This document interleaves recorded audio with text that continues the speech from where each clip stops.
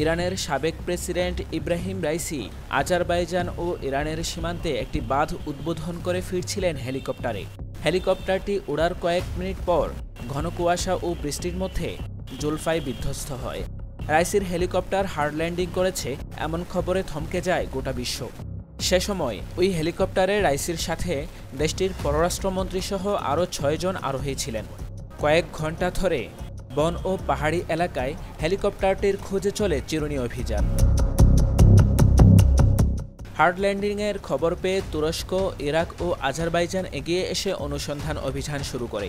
তখনও জানা যায়নি রাইসির কোনো খবর। সমগ্র মুসলিম বিশ্বের জনপ্রিয় এই মুসলিম নেতার জন্য চলে দোয়া মাতম। গভীর রাতে রেড ক্রিসেন্ট সদর দপ্তর থেকে খবর এলো তুরস্কের ড্রোন হটস্পট শনাক্ত করেছে। এটি ছিল তুরস্কের বাইরাক্তার আকিঞ্চি মডেলের একটি ড্রোন, যা কয়েক ঘন্টা অনুসন্ধানের পর সোমবার সকালে উত্তর পশ্চিম ইরানে রাইসির এই হেলিকপ্টারটির ধ্বংসাবশেষ শনাক্ত করে।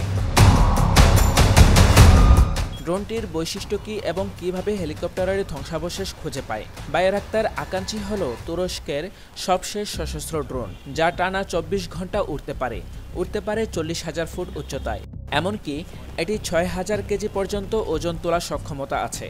দেশটির প্রতিরক্ষা সংস্থাটির ওয়েবসাইটের দেয়া তথ্যানুসারে বাইরাক্তার আকিঞ্চি একটি কৌশলগতভাবে উচ্চমানের প্রযুক্তি। এর অন্যান্য কাঠামো এবং পাখার ডিজাইনের কারণে এটি বিভিন্ন ধরনের পেলোড নিতে সক্ষম।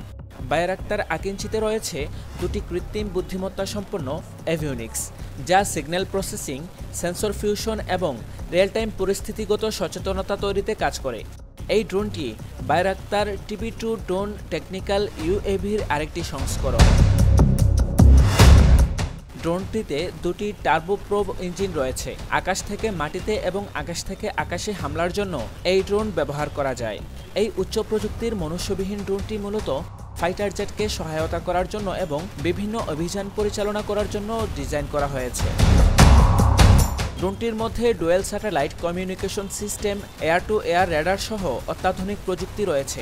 ড্রোনটি যে সংস্থা তৈরি করেছে তাদের মতে, একটি ফাইটার জেট যা করতে পারে এই ড্রোনটি তার সবই করতে পারে। এর নেভিগেশন সিস্টেমটি অভ্যন্তরীণ সেন্সর ফিউশন ব্যবহার করে, তাই এর কোনো কিছু খুঁজে বের করতে বা অবস্থান শনাক্ত করতে GPS এর প্রয়োজন নেই। এসব সক্ষমতা থাকার কারণে ড্রোনটি প্রতিকূল আবহাওয়ায় এবং ঘন কুয়াশার মধ্যেও রাইসির হেলিকপ্টারটি খোঁজ চালিয়ে যেতে পেরেছে।